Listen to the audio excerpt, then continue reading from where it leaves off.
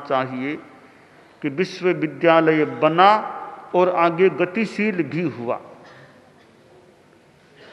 त्रिपाठी जी ने जो 4 बातें बताई विश्वविद्यालय की के 4 कार्यक्रम कह दें कि वहाँ टीचिंग होती है, वहाँ रिसर्च शोध होता है और ट्रेनिंग होती है और साथ में एक्सटेंशन कार्यक्रम चलता है।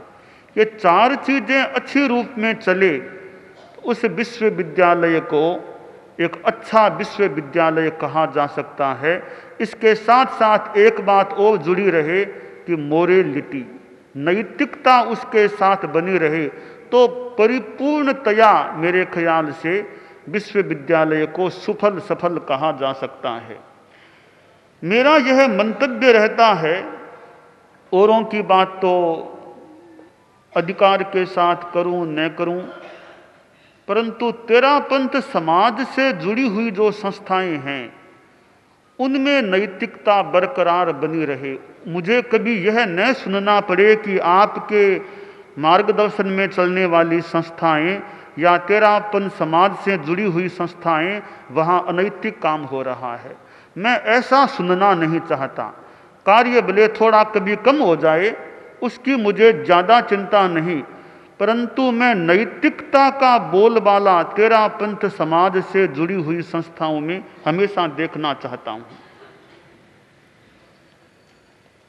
विश्वविद्यालय के विकास में जैन विश्व भारती का भी बड़ा योगदान है और एक जैन विश्व भारती को तो विश्वविद्यालय के एक आधार के रूप में हमेशा रहना चाहिए। समस्याएं हमारे पास भी आ जाती हैं, अनेक अपेक्षाएं विश्वविद्यालय को हो जाती हैं। अगर जैन विश्व भारती सक्षम है, दायित्वपूर्ण है, तो अनेक समस्याओं का समाधान जैन विश्व भारती के माध्यम से हो सकता है। विश्वविद्यालय की समस्याओं का या अपेक्षाओं की पूर्ति हो सकती है। और जैन विश्व भारती के अध्यक्ष सुरेंद्र जी चौड़िया रहे, 4 साल तक रहे, 2 टर्म रहे और काफ़ी हमें निश्चिंतता थी कि सुरेंद्र जी चौड़िया आदि अच्छे सक्षम लोग हैं तो विश्वविद्यालय की दृष्टि से भी काफ़ी एक अनुकूलता की स्थिति रह सकेगी। और बाद में महासभा का भी सुंदर योग मिल गया। चैनरूप जी चंडालिया महासभा के अध्यक्ष मनोनीत या चुनाव में जो भी हुआ मनोनीत किए गए और विश्वविद्यालय की अपेक्षा पूर्ति में महासभा भी खड़ी हो गई। मानो 2 शक्तियां, ये इन्हें भौतिक शक्तियां कह दें, भले कुछ अंतरंग शक्तियां भी कह दें, जैन विश्व भारती और जैन श्वेतांबर तेरापंथी महासभा 2 ऐसी सबल शक्तियां विश्वविद्यालय के साथ है, फिर विश्वविद्यालय को बाह्य चिंता की अपेक्षा ही क्यों पड़े। समणी मंगल प्रज्ञा जी, जिनको 4 बरस पहले परम पूज्य आचार्य श्री महाप्रज्ञ जी जो तत्कालीन अनुशासता थे जैन विश्व भारती संस्थान, उनकी दृष्टि से, उनकी भावना से उनको वाइस चांसलर का दायित्व प्राप्त हुआ था। और जहां तक मैं समझ पाया कि ये विश्वविद्यालय के प्रति डेडिकेटेड हो गई, समर्पित हो गई। इनकी डायरेक्शन भी सुंदर, ठीक, और साथ में डेडिकेशन भी ठीक, दोनों का ऐसा योग मिला। हालांकि मैं ऐसा सोचता था कि विश्वविद्यालय की मैं गहराइयों में अब तक नहीं जा पाया हूँ, क्योंकि ऊपर से जान लेना एक बात है, एकदम अंदर अंदर में जाकर के, जैसे ये एमआरआई होती है, एमआरआई, उस रूप में एक एक नाड़ी, एक एक चीज का निरीक्षण हो तो बहुत अच्छा ज्ञान होता है। मेरे पिछले दिनों कुछ समस्या रही है स्वास्थ्य में, तो कुछ डॉक्टरों का तो कहा कि आपको एमआरआई की अपेक्षा है ही नहीं, कोई खास बात है ही नहीं आपकी। कुछ का रहा कि आपको एमआरआई करानी चाहिए ताकि वास्तविकता है क्या उसका बोध हो सके। तो किसी भी संगठन और संस्था की भी उससे जुड़े हुए व्यक्तियों को एमआरआई करनी चाहिए या सोनोग्राफी करनी चाहिए, एक्सरे करना चाहिए, ताकि वास्तविक स्थिति कहाँ क्या है उसका सारा आकलन हो सके।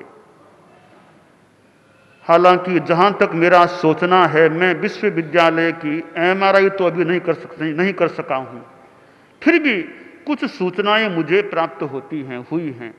उन सूचनाओं के आधार पर और कुछ अपनी समझ के आधार पर मैं यह निष्कर्ष निकाल पाया हूं कि समणी मंगल प्रज्ञा जी का यह कार्यकाल बहुत सफल रहा है। विश्वविद्यालय के विकास में इन्होंने अच्छा काम किया है। और फिर आगे प्रश्न आया, अब आगे दायित्व कौन संभाले? तो हालांकि समणी मंगल प्रज्ञा जी ने निष्प्रियता का भी परिचय दिया। मेरे पास जो सूचनाएं आती रही हैं उस हिसाब से निष्प्रियता का परिचय दिया। उन्होंने कहा अब मुझे आगे नहीं रहना है। हालांकि नहीं रहना तो हाथ की बात नहीं है, वो तो जैसा कहते हैं वैसा करना पड़ सकता है, परंतु इनकी अपनी निष्प्रियता रही कि अब मुझे आगे नहीं, अपना काम करना है। हमने आचार्य श्री महाप्रज्ञ जी के विद्यमानता के काल से ही विश्वविद्यालय के भविष्य के लिए सोचना शुरू कर दिया था कि आगे विषय कौन बने। और उनके जीवन काल के संभवतः अंतिम दिनों में हम उनके साथ पास बैठे थे, चरणों में बैठे थे। उन्होंने कुछ हमें इंगित प्रदान किया। भविष्य में विश्वविद्यालय को कौन संभाले इसके लिए पूर्णतया तो स्पष्ट नहीं, फिर भी कुछ दिशा उन्होंने दे दी थी, उस दिशा से आगे बढ़ना है। तो बाद में मेरे सामने प्रश्न आ गया अब दायित्व कौन संभाले। तो मैंने परम पूज्य गुरुदेव की बात को अक्सर से मानो याद रखा। उनका जो इंगित था, जो उनकी भावना थी, मैंने उसी भावना को ध्यान में रखते हुए और यह दृष्टि प्रदान की कि समणी चारित्र प्रज्ञा जी को आगे दायित्व संभालना चाहिए।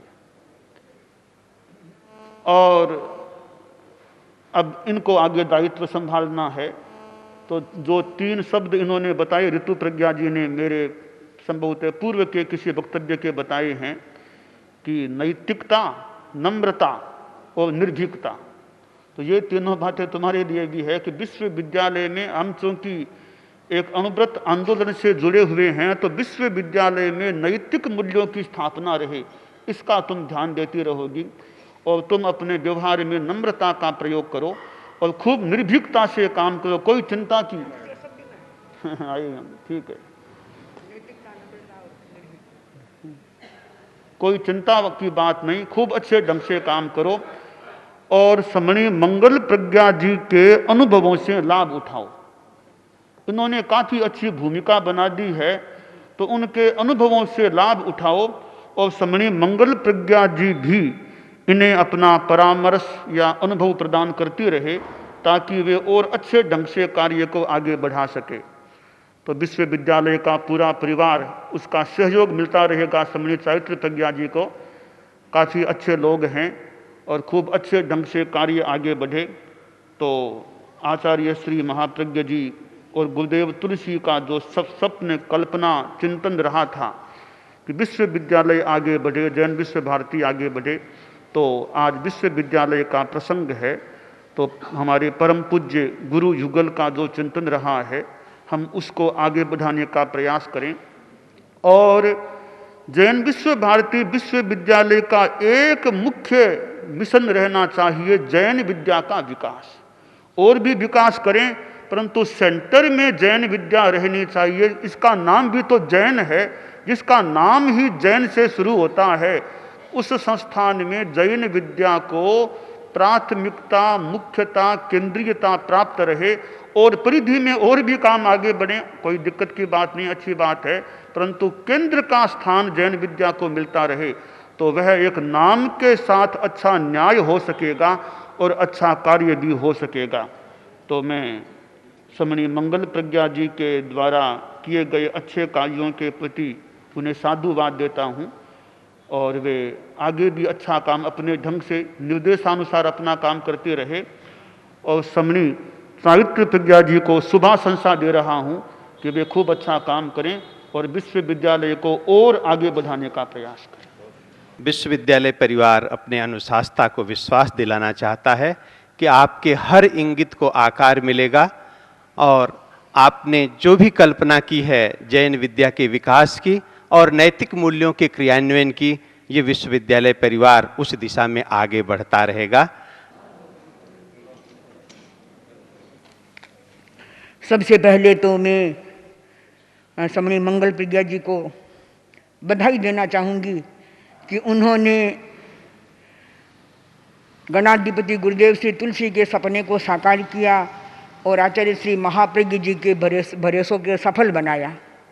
गुरुदेव ने बहुत वर्षों पहले ही यह सपना देखा था कि जैन विश्व भारती और जैन विश्व भारती विश्वविद्यालय में समणियाँ प्रमुख दायित्व निभाए, और आचार्य श्री महाप्रज्ञ जी ने गुरुदेव के स्वप्न को साकार करने के लिए मंगल प्रज्ञा जी को दायित्व सौंपने की जो दृष्टि प्रदान की, तो उन्होंने जैसा कि सारी सूचनाएं हमने सुनी है, 100% नहीं 125% सफलता के साथ अपना दायित्व निभाया और परम पूज्य आचार्य वर ने भी उनको साधुवाद दिया है।